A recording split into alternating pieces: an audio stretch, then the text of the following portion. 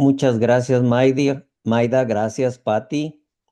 Bueno, comenzamos el tema de esta noche y como ustedes pueden ver, dice un asunto de vida o muerte.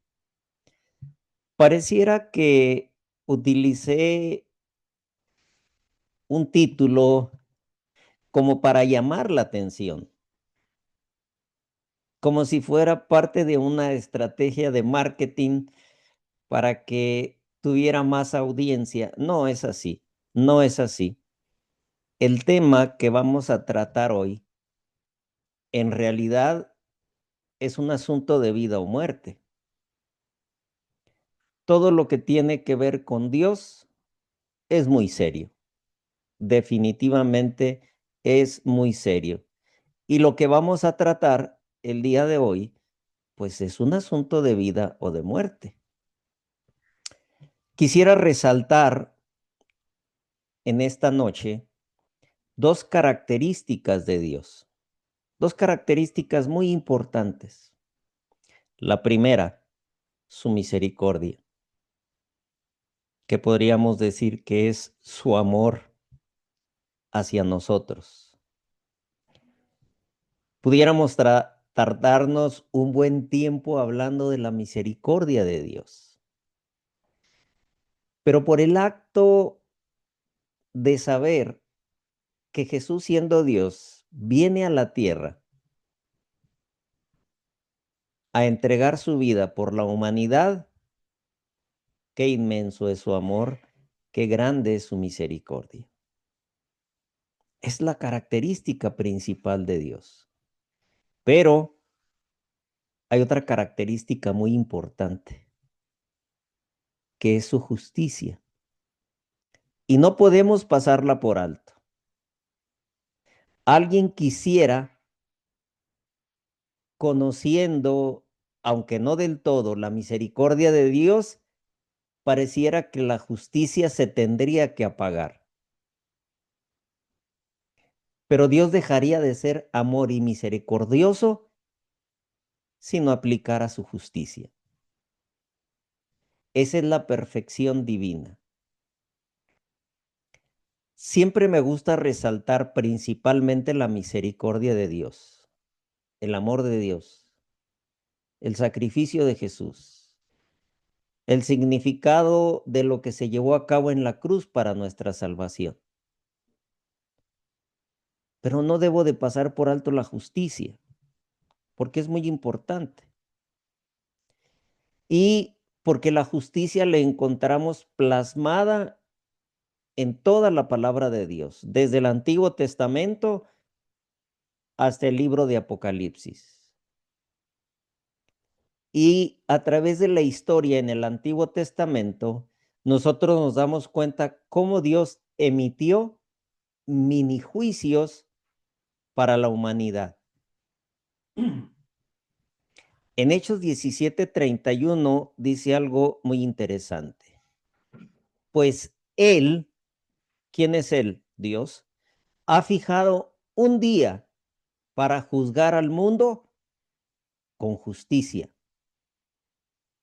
¿A través de quién? Dice, por el hombre que ha designado, y les demostró a todos quién es ese hombre al levantarlo de los muertos. En su segunda carta a los Corintios, en el capítulo 5 y el versículo 10, dice lo siguiente, porque es necesario que quienes, que todos, eso lo incluye a usted y a mí, que todos comparezcamos ante el tribunal de Cristo. ¿Para qué? Para que cada uno reciba lo que le corresponda, según lo bueno o lo malo que haya hecho mientras vivió en el cuerpo. Esto nos hace entender que este cuerpo que nosotros tenemos, la capacidad de existir, fue otorgada por Dios para nosotros. y tenemos que dar cuentas acerca de ello. Y Pablo fue muy claro con los hermanos de Corinto. Ahora, acuérdense que se lo dijo a los corintos, Dios sabiendo que tú y yo lo íbamos a leer, porque eso que era para los corintos, en su momento primario, es para todos los cristianos a través de la historia. Y no nada más los cristianos los íbamos a leer, pero es para toda la humanidad.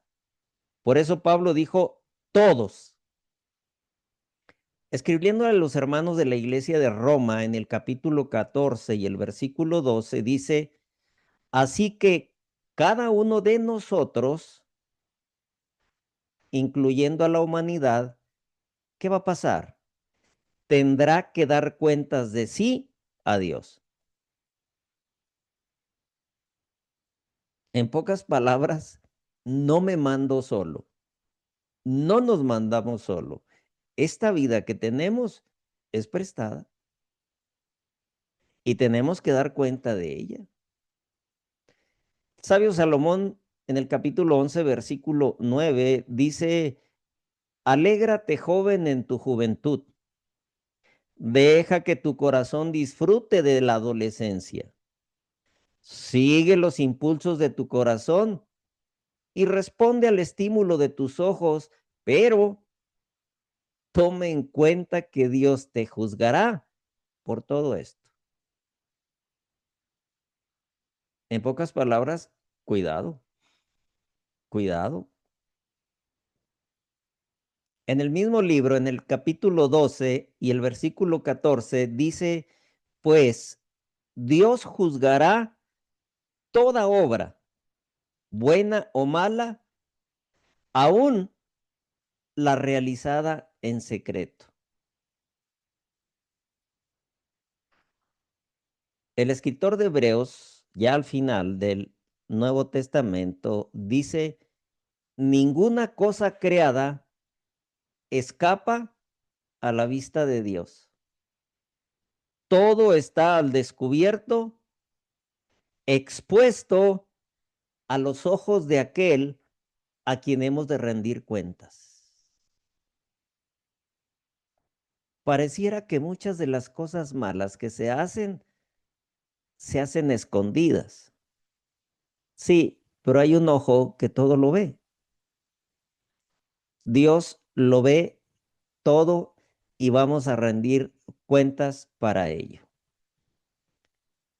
Mateo capítulo 12, versículo 36 y 37 dice algo muy interesante.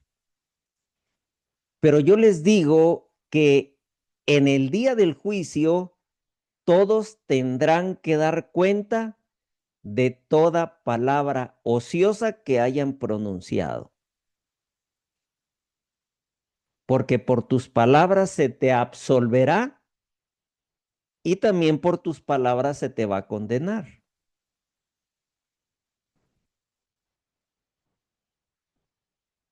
Alguien se siente muy orgulloso de ser de determinado estado porque en ese estado la gente somos muy mal hablados, como si fuera una gracia. Dios mío, ya dejen de rayarme la pantalla. Quiere decir que tenemos que ser muy cuidadosos. Sonia, ¿podemos apagar el micrófono, por favor? Gracias. Quiere decir que tenemos que ser muy cuidadosos de todo aquello que hablamos.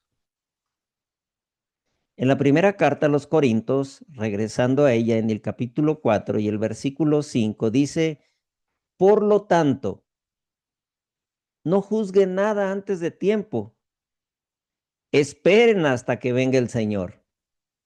¿Por qué?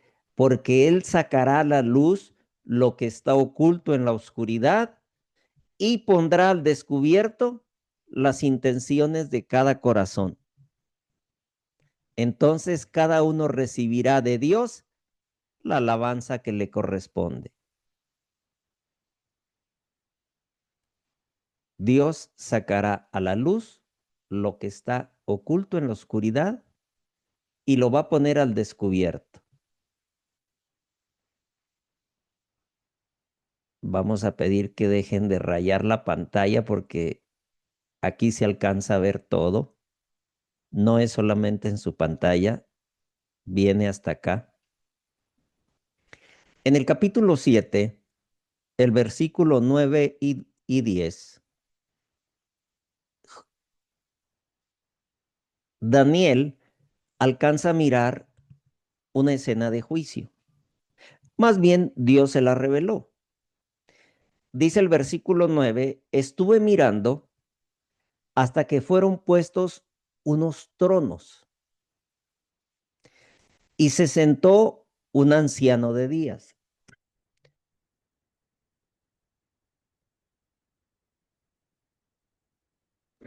No te estás escuchando, Sergio. Fueron 10 segundos. Creo que está fallando este micrófono que tengo. ¿Ahora sí me escucho? Sí. Perfecto. Ay, disculpen, yo los escucho muy bajo, pero no sé si son ustedes o es mi teléfono. Súbele Casi el no volumen los del oigo. teléfono, hermana Medrano. Debe ser su teléfono porque se escucha perfecto. Gracias. Seguimos adelante. En el versículo 9, Daniel dice, estuve mirando hasta que fueron puestos unos tronos y se sentó un anciano de días. Expresión referente a Dios. Su vestido era blanco como la nieve, señal de pureza, de santidad. El pelo de su cabeza como lana limpia, pureza. Su trono llama de fuego, fuego ardiente, las ruedas del mismo, significado de poder. Un río de fuego procedía y salía delante de él, señal de poder. Miles lo servían. Está haciendo referencia a ángeles. Quiere decir que una gran cantidad de ángeles estaban sirviendo en ese juicio. Y ahorita vamos a ver qué clase de juicio ejercían. Y millones de millones estaban delante de él. Estos son los testigos. ¿Se fija usted que hay más testigos que servidores? El juez se sentó y ¿qué pasó? Los libros fueron abiertos. Empieza a iniciarse una escena de juicio. Este es la justicia de Dios. Llevar a cabo un juicio para todos los seres humanos. Pero hay algo que resalta aquí. Dice que los libros fueron abiertos. ¿Cuáles libros? ¿Para qué libros? ¿Será que Dios no nos conoce a todos? Imagínese usted que de repente dice, a ver, Sergio Hernández Eras. ¿Quién es ese? ¿En dónde vivía? ¿De qué país era? ¿Sabe? Dios conoce todo de cada ser humano. Entonces, ¿para qué los libros? ¿Para qué los registros celestiales? Los registros celestiales revelan la justicia de Dios. Aunque ya lo hemos platicado, hay un ejemplo. Los que han estado en los temas se han dado cuenta que dimos un tema, las 4 fases del juicio. Y hay un proceso del juicio que es el juicio milenial. Por eso Pablo dijo que no sabes que los santos juzgaremos al mundo. Quiere decir que en los registros celestiales nosotros vamos a poder verificar por qué alguien fue y por qué alguien no fue. Eso nos va a revelar la justicia de Dios. Porque le voy a decir algo. Muchas veces nosotros formamos preconceptos. Decimos, bueno, para mí fulano de tal sí va a estar. y fulano de tal no va a estar, pero ¿saben qué? Vamos a tener sorpresas allá. Entonces, los registros son para revelar la justicia de Dios. Pero todavía no se inicia el juicio porque falta alguien. Y Daniel, el versículo 3 en el capítulo 7 nos dice, miraba yo en la visión de la noche, y he aquí con las nubes del cielo venía uno como un hijo de hombre. Acuérdense que esa expresión Jesús la utilizó para referirse a él por su humanidad, que vino hasta el anciano de días y le hicieron acercarse delante de él. ¿Para qué? Para llevar a cabo su abogacía, su servicio de defensa por cada uno de sus hijos. Por eso Juan, en su primera carta, en el capítulo 2, versículo 1, dijo, hijitos míos, estas cosas les escribo para que no pequen. Pero si alguno ha pecado, ¿qué sucede? Abogado tenemos para con el Padre a Jesucristo el justo. Claro, para ese momento del juicio ya no hay oportunidad, ya hemos tomado una decisión. Y si tomamos una decisión por Cristo, ahí va a estar Jesús para defendernos. Ahorita lo vamos a comentar más. ¿Cuáles son los libros del juicio? Mire, Malaquías habla de un tipo de libros. Dice, los que temían al Señor hablaron entre sí y él los escuchó y les prestó atención. Entonces se escribió en su presencia un libro de memorias de aquellos que temen al Señor y honran su nombre. Las cosas buenas que los seres humanos hacen quedan plasmadas en los libros del cielo. Pero también las cosas malas quedan plasmadas no en el libro de las memorias. Hay un libro que se le llama el libro de los pecados. Vamos a ver que los escritores de los salmos estaban conscientes. En el Antiguo Testamento había conciencia de que las acciones de los seres humanos se plasmaban en los libros en el cielo. Salmo 56:8 dice, toma en cuenta mis lamentos, registra mi llanto en tu libro. ¿Acaso no lo tienes anotado?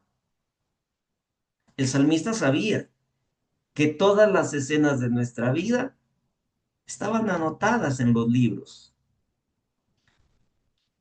Veamos en este salmo, en el Salmo 139, el versículo 1, el 3 y el 16, dice así, Señor, tú me examinas, tú me conoces, mis trajines y descansos los conoces, todos mis caminos te son familiares, estás al tanto de todo. Versículo 16, tus ojos vieron mi cuerpo en gestación, todo estaba ya escrito en tu libro. Todos mis días se estaban diseñando, aunque no existía uno solo de ellos. Quiere decir que todas las acciones de nuestra vida están en los registros celestiales. Quiere decir que todas esas palabras airadas, ofensivas, se escriben. Todas las palabras insultantes, obscenas, están escritas. Todas las palabras de crítica que hacemos hacia los demás están escritas. Pero también están escritas las palabras de ánimo, las palabras de esperanza, las palabras de valor y de fe. Mateo 16:27 dice lo siguiente, porque el Hijo del Hombre ha de venir en la gloria de su Padre con sus ángeles, ¿Y qué va a hacer? Y entonces recompensará a cada persona según lo que haya hecho. Unos vida eterna, otros muerte eterna. ¿Es claro? Es claro la existencia de un juicio. Por eso el sabio Salomón dijo algo muy importante. El fin de todo el discurso oído es este. Teme a Dios y guarda sus mandamientos porque eso es el todo del hombre. ¿Quieres salvarte? Reconoce a Dios y obedécelo, porque si no, estás perdido. Y sigue diciendo, porque Dios traerá toda obra a juicio, toda, juntamente con toda cosa encubierta, sea bueno o sea malo. Nosotros en México y como todos los países tienen una constitución. Nosotros tenemos una constitución y la vida de los ciudadanos se rige por la constitución. Y quien viola la constitución, pues es juzgado bajo la constitución. Pero ¿qué hay con Dios? Delante de Dios no vamos a ser juzgados bajo la constitución de nuestro país. Vamos a ser juzgados bajo la ley de Dios. Y eso lo dijo muy claro Santiago en el capítulo 2 y el versículo 12. Por eso dice, mira, todo lo que hagas en la vida, ya sea que hables o hagas, debes de hacerlo sabiendo que vas a ser juzgado por la ley de la libertad. Alguien malinterpreta esa expresión de libertad. La palabra libertad tiene que ver con la libertad del pecado. Por eso Santiago dice, así hablad y así haced como los que han de ser juzgados por la ley de la libertad. Y la pregunta, ¿cuál es esa ley de la libertad? Algunos cristianos dicen lo que pasa es que el Señor eliminó los 10 mandamientos y solamente dejó dos. Amarás al Señor tu Dios con todo tu corazón, con toda tu alma y con toda tu mente, y a tu prójimo como a ti mismo. Esos dos nada más dejó. No, no.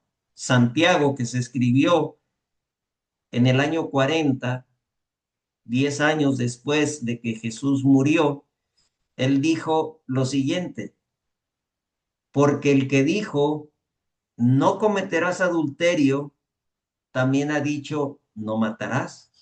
¿De qué ley está hablando? De los 10 mandamientos. Ahora bien, si no cometes adulterio, pero matas, pues ya te has hecho transgresión de la ley. En pocas palabras, para aquellos que quieren suprimir, aunque están de acuerdo en 9, pero quieren suprimir el cuarto, Santiago le está diciendo muy claramente, si ofendes en uno de los 10 mandamientos, estás perdido. Entonces, vamos a ser juzgados por la ley de Dios, por los 10 mandamientos. Tiene que estar muy claro. Ahora viene una pregunta, ¿de qué lado estás? Porque tiene que haber un lado. Nadie puede decir, bueno, yo para no tener problemas ni con Dios ni con nadie. No, señor. No, señor. El que no es conmigo, contra mí es. O estás del lado de Dios o estás del lado de Satanás. Pareciera drástico esto, pero no es drástico. Esto debe de ser reflexivo. ¿Cómo puede ser posible que Dios, el creador del universo, tu creador y mi creador, que nos trajo a este mundo con una razón de ser, con una misión, y que desgraciadamente, aunque tú y yo no hubiésemos tenido culpas, heredamos una naturaleza pecaminosa. Y con justa razón pudiéramos decir, Señor, pero si yo no tuve la culpa de lo que hizo Adán y Eva. Sí, tenemos toda la razón. Por eso Cristo Jesús vino. Jesús, siendo Dios, se hizo hombre para rescatarte a ti y a mí, que fuimos víctimas del pecado. Y él vivió una muerte que se le conoce como una muerte sustituta, porque esa muerte que a ti te correspondía por ser pecador y a mí, Jesús la pagó para que tú y yo pudiéramos tener vida eterna. Por eso Jesús nos vino a redimir. ¿Y qué significa la palabra redimir? Volver al estado original. ¿Y cuál es el estado original? Sin pecado. El de Adán y Eva antes de pecar. Por eso miren lo maravilloso del Evangelio. Cuando tú seas llamado a juicio o yo sea llamado a juicio, ahí va a estar Jesús. Si tú aceptaste a Jesús y yo lo acepté, cuando tu nombre o mi nombre pase a juicio, tú no vas a responder ni yo. ¿Sabes quién va a responder por ti? Jesús. Eso se llama la justicia imputada de Cristo. Entonces Dios ya no te ve a ti como lo que eres, ni a mí. Ve a Jesús. Eso es maravilloso. Eso es inmerecedor. Por eso la pregunta, ¿de qué lado estás? ¿Te atreverías a rechazar este regalo maravilloso que es la gracia de Cristo Jesús? ¿Te perderías después de tenerlo todo?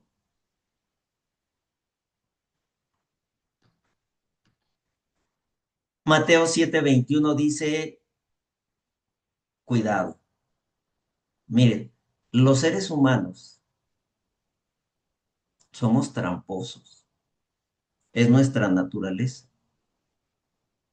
Queremos tomar ventaja, pero el Señor advierte, no todo el que me dice Señor, Señor, entrará en el reino de los cielos. ¿Qué significa eso? Conocer a Dios, conocer a Jesús, no es simplemente saber que existe. Eso no.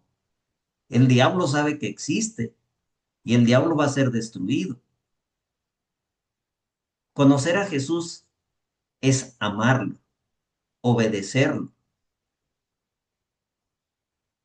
Entonces, si alguien dice, Señor, Señor, hey, no, no todo el que me diga Señor entrará en el reino de los cielos, sino ¿quién? Sino el que hace la voluntad de mi Padre que está en los cielos. En pocas palabras, obediencia. Cualquiera pudiera decir, Señor, ¿por qué me exige obediencia? Gaby, vamos a apagar el micrófono, Gaby.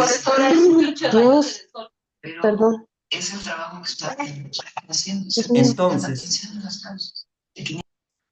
¿por qué Dios quiere que yo obedezca? Pues simplemente para que viva bien. Es la única razón para que yo viva bien, para que tú vivas bien. Todo lo que Dios pide como obediencia es para vivir bien. Ahora, recordemos que el Señor quiere hacer algo en mi vida y en tu vida. transformar esa naturaleza pecaminosa en una naturaleza espiritual. Transformar nuestro carácter porque es lo único que llevaremos al cielo. Les voy a contar algo que conté en la mañana que no me es muy agradable contarlo, pero lo voy a contar. Tenía yo 19 años, estaba yo en la universidad, no era cristiano, conocí a Dios, pero no quise obedecerlo. Habíamos salido de un examen supuestamente difícil, nos pusimos a tomar. De repente llega la policía y yo traía una navaja. Y yo no sé en qué momento se me ocurrió sacar la navaja y ponerme agresivo. Pues se me cargó portación de arma prohibida, intento de homicidio, pues fui a dar a la cárcel.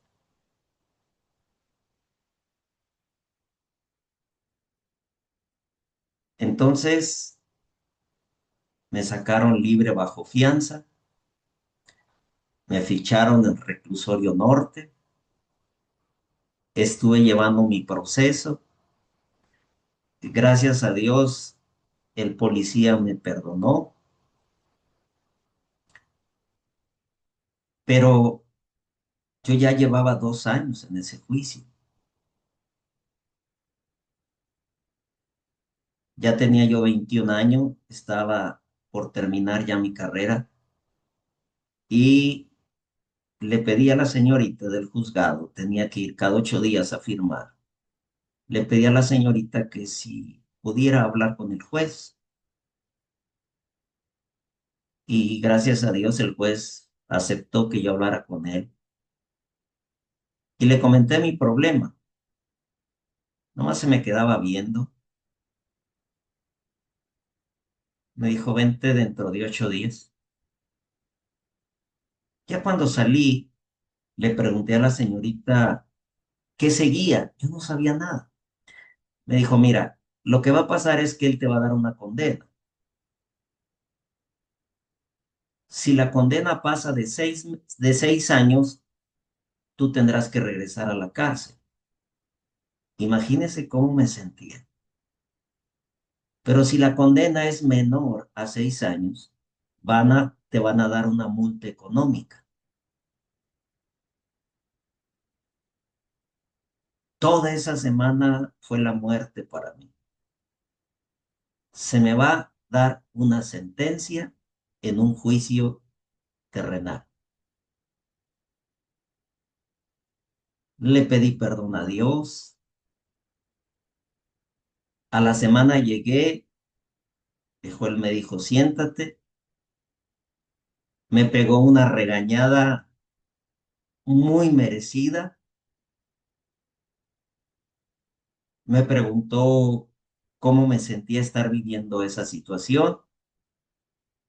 Me dijo que ya tengo tu sentencia. Me la leyó.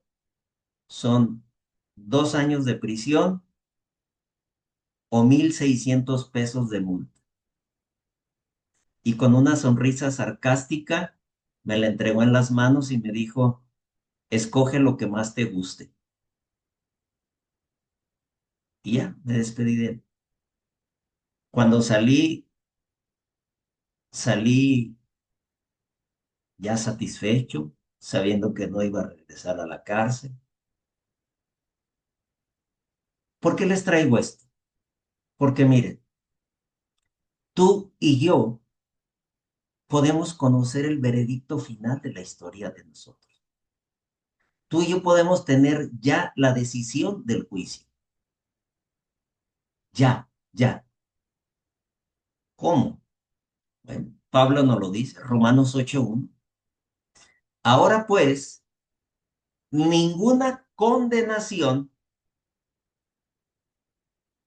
quiere decir que en el juicio va a haber dos veredictos. O eres salvo o eres condenado. Pero dice aquí que ninguna condenación hay para quienes, para los que están en Cristo Jesús. Quiere decir que si yo estoy en Cristo Jesús o tú estás en Cristo Jesús, no tienes por qué preocuparte del juicio, en lo absoluto, porque ya está tu veredicto dado. Claro, Pablo dice, no te engañes, los que no andan conforme a la carne, sino conforme al Espíritu. Entonces, si tú y yo estamos del lado de Jesús, a mí no me preocupa el juicio, ni a ti. Que se preocupen los pecadores. Pero si tú aceptaste a Cristo, tú y yo somos salvos. Apocalipsis 3:5 dice, el que venciere. A ver, ¿cómo está eso? El que venciere. Para vencer tenemos que estar en una lucha. Yo no puedo estar acostado en mi cama y alguien me pregunte, oye, ¿venciste o no venciste? Pues solo que sea la flojera. No, el que venciere quiere decir que la vida del cristiano es una lucha. Es una lucha diaria contra el enemigo y una lucha diaria contra mi naturaleza pecaminosa. Y si yo venzo a través de Cristo Jesús, voy a ser vestido de vestiduras blancas. No es que me vaya a poner una ropa blanca. Las vestiduras blancas es la justicia de Cristo. ¿Y qué dice enseguida? Y no borraré su nombre del libro de la vida. ¿Y qué más? Confesaré su nombre delante de mi Padre y delante de los ángeles. Es lo que yo les explicaba a ustedes. Cuando Sergio sea llamado al juicio, Jesús va a contestar, presente. Cuando digan Sergio Hernández eras, Jesús va a estar ahí y va a decir, presente. Ahí la justicia de Cristo va a estar delante del Padre y delante de los ángeles. Es un regalo la gracia. Qué maravilloso es Jesús. Apocalipsis 21:27. No nos engañemos. El cielo es un lugar maravilloso, pero no cualquiera va a ir. Solamente aquel que le haya entregado su corazón a Jesús.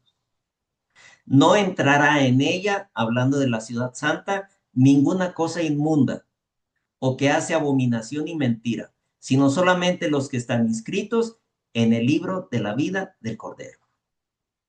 Eso me lleva a una pregunta.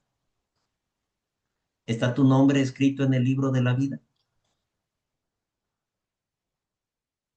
¿Cómo sé si mi nombre está escrito en el libro de la vida? Muy fácil. Mi nombre se va a escribir en el libro de la vida cuando haya decidido yo entregarle mi corazón a Jesús.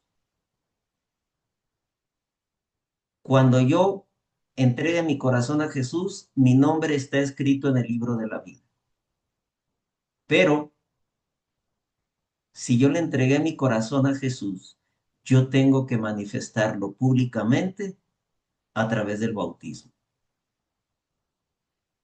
En ese momento, mi nombre estará escrito y el tuyo en el libro de la vida. Quiera Dios que todos nosotros tengamos nuestro nombre inscrito en el libro de la vida. Si no has tomado la decisión de bautizarte, no lo pienses más. No sabemos cuándo va a terminar el tiempo de gracia. Este es un tiempo de oportunidad, pero tiene un fin. Ya sea que vayamos al descanso o ya sea que se termine el tiempo de gracia. Que Dios los bendiga en esta noche.